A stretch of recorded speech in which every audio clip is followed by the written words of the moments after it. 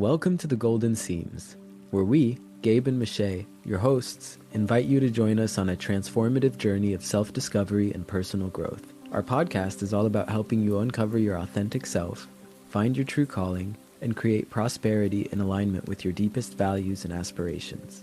We're embarking into the realm of self-love and self-worth, guided by the illuminating wisdom of Brené Brown's The Gifts of Imperfection. Prepare to challenge societal expectations and embrace your authentic self as we delve into this groundbreaking work that has touched millions of lives worldwide. Through Brown's expertise for wholehearted living, we'll discover together how to let go of who we think we're supposed to be and embrace who we truly are. The Golden Seams Mastermind Memoir segment features extraordinary guests who will help us explore the depths of self-discovery and personal growth. Prepare to be captivated by Joe, an extraordinary psychic medium hailing from the UK and founder of the Spiritual Gateway. Joe's unique blend of talents as a past life regression specialist, intuitive tarot reader, quantum jumping expert, and paranormal investigator promises to take our exploration of self-discovery to otherworldly heights. In a truly unique offering, Joe will introduce us to the fascinating world of quantum jumping. She'll explain how delving into our soul's various journeys can shed light on our current experiences, helping us overcome deep-seated patterns, advance our personal growth, and amplify our unique gifts. This extraordinary exploration offers profound insights into tapping into our already developed skills, empowering us to embrace self-love and cultivate self-worth in our present lives. By understanding the wisdom gleaned from alternate experiences that vibrationally match our individual souls, we'll discover how to live more wholeheartedly, accepting our authentic selves with compassion and courage. Join us for this unforgettable journey of self-discovery, where the keys to living a more fulfilling life may lie in the secrets of our soul's journeys, guiding us towards a future brimming with self-acceptance and purpose. Also joining us as we explore self-love and wholehearted living is Tanya from Hong Kong and the UK. Creator of the Compassionate Couch and an international holistic wellness practitioner, as a transformative hypnotherapist and wellness facilitator, Tanya empowers individuals to achieve balance, healing, and holistic well-being by shifting limiting beliefs and breaking negative patterns.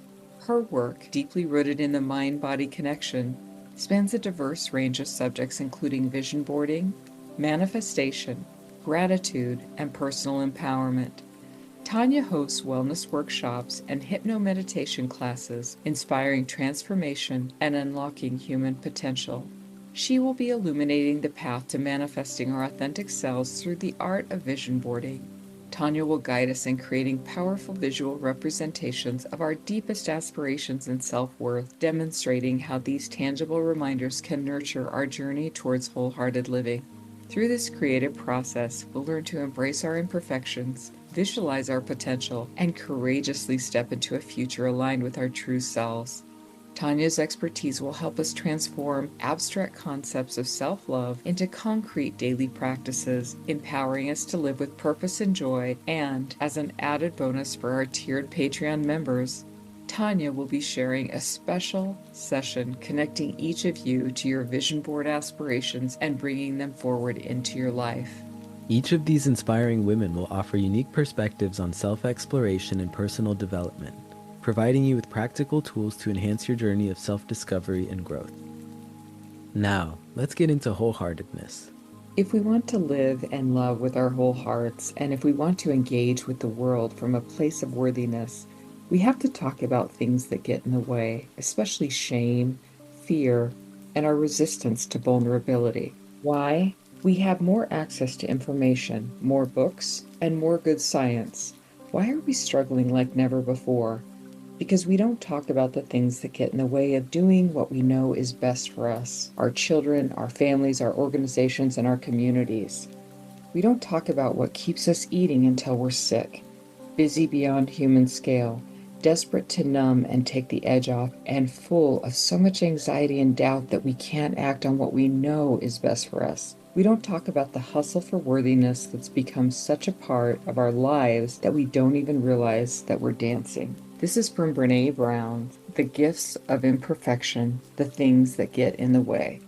Brené starts this section with a story of her own shame, where she was asked to come in and speak at the UP experience with all of these top people She started doubting herself, started getting really nervous and scared, and didn't think that she was going to be able to do it, which of course she did very well due to a previous experience speaking.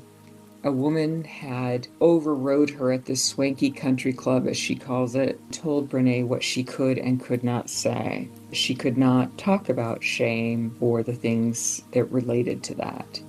Brené told her, I don't really study how to be joyful and have more meaning in our lives. I know a lot about these topics because I study the things that get in the way of joy, meaning, and connection. Without even responding to me, she walked out of the room and left me standing there. Oh, the irony of a shame researcher standing in a puddle of I'm not good enough. Brené realized through this experience and relaying it to her husband, she says, strangely enough, telling the story made me less anxious. In fact, the second that I finished telling Steve the story, I felt different. I finally got it. My work, me, the decade I've spent doing research, is all about the things that get in the way. I'm not about the how to because in 10 years I've never seen any evidence of how to working without talking about the things that get in the way. In a very powerful way, owning this story allowed me to claim who I am as a researcher and to establish my voice. I looked at Steve and smiled. I don't do how to. Symptomatic of our cultural fears, we don't want to be uncomfortable. We want a quick and dirty how to list for happiness.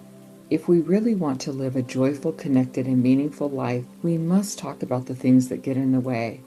I see that my understanding of the darkness gives my search for the light context and meaning.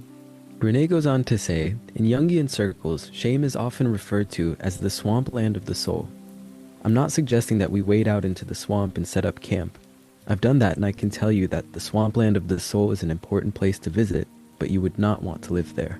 What I'm proposing is that we learn how to wade through it. We need to see that standing on the shore and catastrophizing about what could happen if we talked honestly about our fears is actually more painful than grabbing the hand of a trusted companion and crossing the swamp. And most important, we need to learn why constantly trying to maintain our footing on the shifting shores as we gaze across to the other side of the swamp, where our worthiness waits for us, is much harder work than trudging across. What's that Churchill phrase? When you're going through hell, keep going. Brené says, why is how to so alluring when truthfully we already know how to?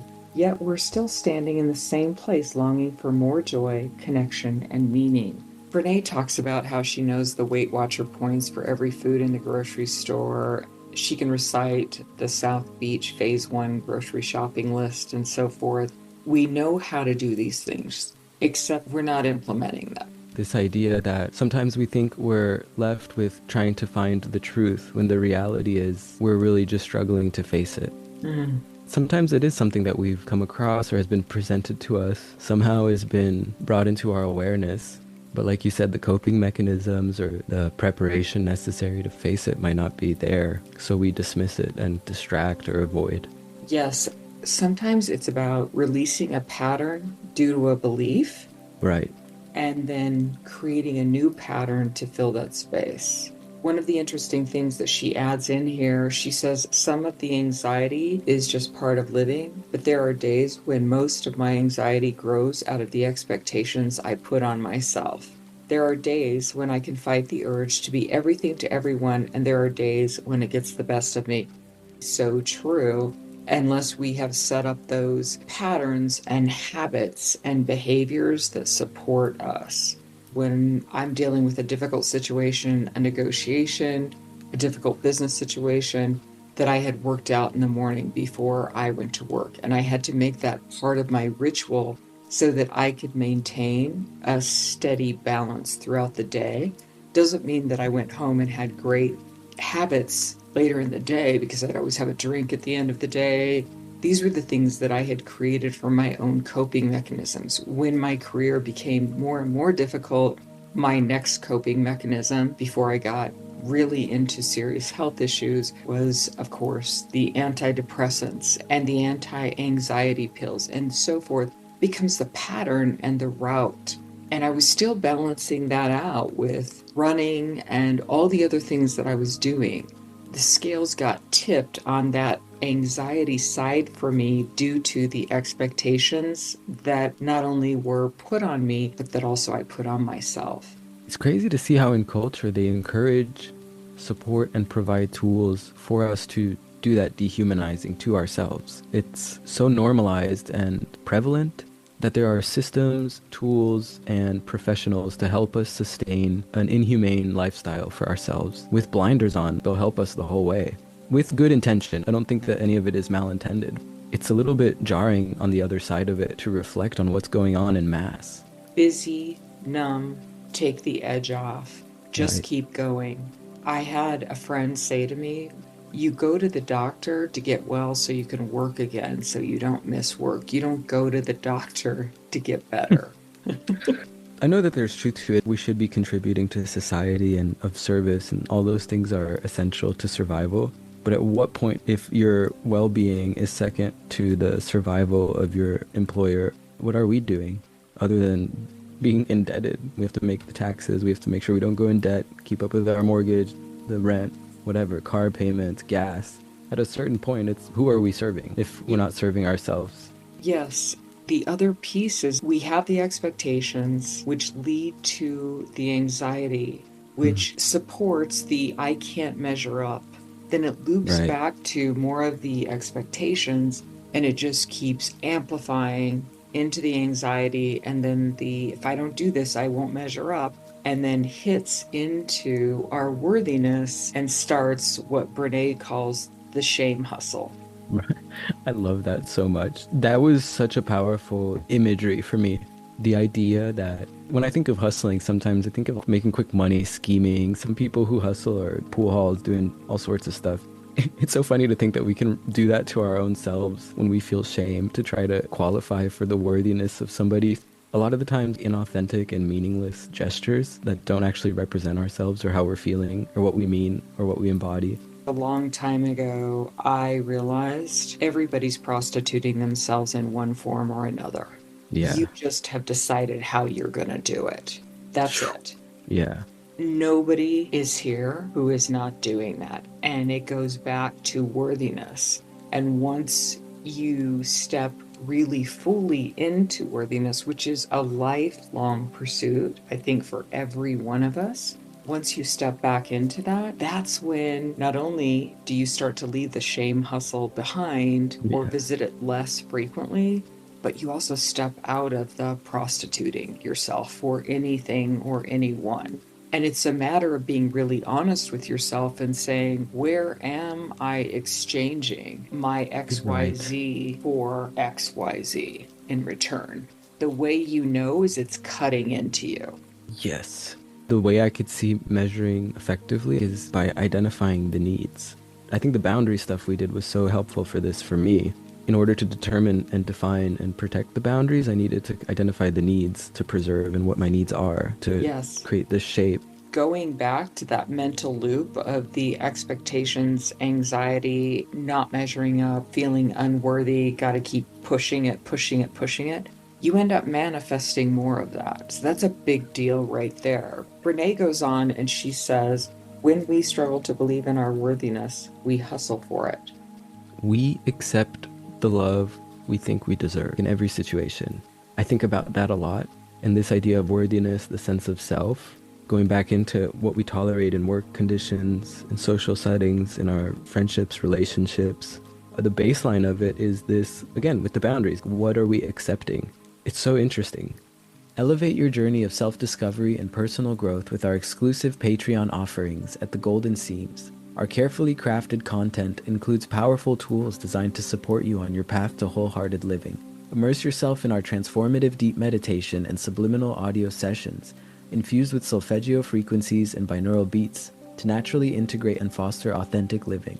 Complement your practice with our custom-designed mandala, a visual manifestation tool to reinforce your intentions. All of our offerings are Reiki infused by Michae, a Reiki master, providing an extra layer of energetic support. This synergistic combination of audios and visual aids works with your subconscious mind to accelerate growth, amplify manifestation abilities, and effortlessly integrate self-love and wholehearted living into every aspect of your life. Join us on Patreon to unlock these powerful resources and step into your true magnificent self. Brené continues and shares, it's the cacophony of shame tapes and gremlins, those messages that fuel never good enough, and she lists, what will people think? You can't really love yourself yet. You're not blank enough. Pretty, skinny, successful, rich, talented, happy, smart, feminine, masculine, productive, nice, strong, tough, caring, popular, creative, well-liked, admired, or contributing. No one can find out about blank. I'm going to pretend that everything's okay. I can change to fit in if I have to. Who do you think you are to put your thoughts, art, ideas, belief, writing out into the world? Taking care of them is more important than taking care of me. Don't take a stand on this issue. The vitriol will take you down. You're not strong enough. Renee goes on to introduce shame. She says, shame is that warm feeling that washes over us, making us feel small, flawed, and never good enough. If we want to develop shame resilience, the ability to recognize shame and move through it while maintaining our worthiness and authenticity, then we have to talk about why shame happens. Honest conversations about shame can change the way we live, love, parent, work, and build relationships. We have thousands of letters and emails from readers that all say the same thing. I can't believe how much just naming and talking about shame changed my life. Brené gives us Shame Resilience 101. Number 1. We all have it. Shame is universal and one of the most primitive human emotions that we experience. The only people who don't experience shame lack the capacity for empathy and human connection. Number 2. We're all afraid to talk about shame. And number 3, the less we talk about shame, the more control it has over our lives. Shame is basically the fear of being unlovable. It's the total opposite of owning our story and feeling worthy. In fact, the definition of shame that I developed from my research is, shame is the intensely painful feeling or experience of believing we are flawed and therefore unworthy of love, belonging, and connection. Shame keeps worthiness away by convincing us that owning our stories will lead people to thinking less of us. Shame is all about fear. We're afraid that people won't like us if they know the truth about who we are, where we come from, what we believe, how much we're struggling, or, believe it or not, how wonderful we are when we're soaring. Sometimes it's just as hard to own our strengths as our struggles. I think it's so interesting to think about the sheer amount of shame in culture, in society, in this expectation of composure, tie up, neatly package a human into these almost robotic casings, packages, with unrealistic expectations. A lot of the reasons that shame is present in my experience, a lot of my shame comes from me setting expectations to meet social requirements or cultural expectations around me. That's left me to wonder how much of this is a control mechanism, because shame is also pretty prevalent and a part of institutions, systems of power that seem to benefit from creating a control system where shame is the linchpin. I think that shame, at least in my experience, breeds shame. Yeah. In my birth family, there is an extreme amount of shame. Highly religious background, not wanting to look flawed, needing to look perfect. Everything's good, everything's always good. Never being able to talk about anything. Shame is used as a weapon. Yes. It always comes down to, you're not going to be able to be here. You're not going to be able to be a part of this. We're not going to love you. And I think that is the core thing where she says shame is basically the fear of being unlovable. That is absolutely what it is. Additionally, what compounds it is if you tell the story, it's the person or persons who did it to you that are the ones who should be ashamed. But instead, you carry that as the control. And I think that that is how the control comes over Yeah. us. That's how it works. It's very nasty. And it started before because they felt shame. And it just perpetuates and perpetuates. There's real power in sovereignty when you begin to use your voice and you begin to speak. This is extremely powerful. Additionally, with that control, when we share our stories, we have that fear that people will think less of us. If someone cannot meet you when you share that, they're not worthy of hearing it, and that's about them. How complex and layered this trauma response of shame is. Even in that opening story where Brené is sharing about the woman who starts controlling and telling her what she can or can't say during her presentation, telling her she can't talk about shame because people are eating. I thought that that was such an interesting revelation about that woman in particular's relationship to shame, what kinds of shames she's thinking of. Caught me off guard because my own shames are so social, anxiety based and acceptance based. And I don't think that those are the roots of her own shames. Imagine how different the roots of the shame tree is in everybody and what it attaches to and what nourishes it and what feeds it. They're so different. The physiological response that it triggers seems to be so similar because Brené goes on to describe those warm feeling washing over, the tingling. Sometimes I feel my brain shrink and then my thinking speed explode into 1,000 miles an hour, just running around making less and less sense and less good choices, and series of cascading dominoes falling over. And we don't even know how to identify it within each of us because it's so different.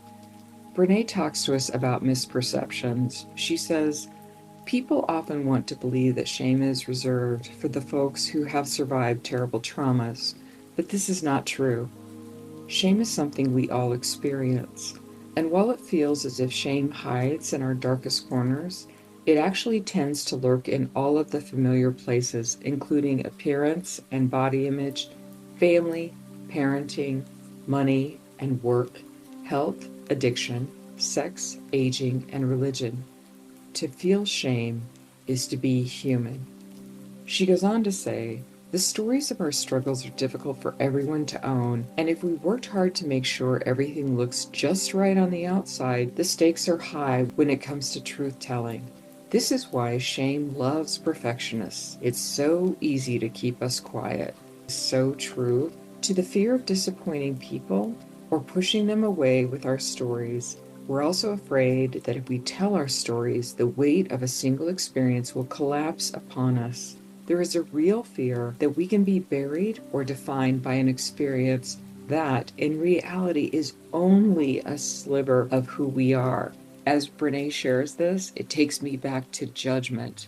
Every time we judge and label things or people or something, we stop the expansion which goes against creation and the entire existence that is who and what everything is and who we are.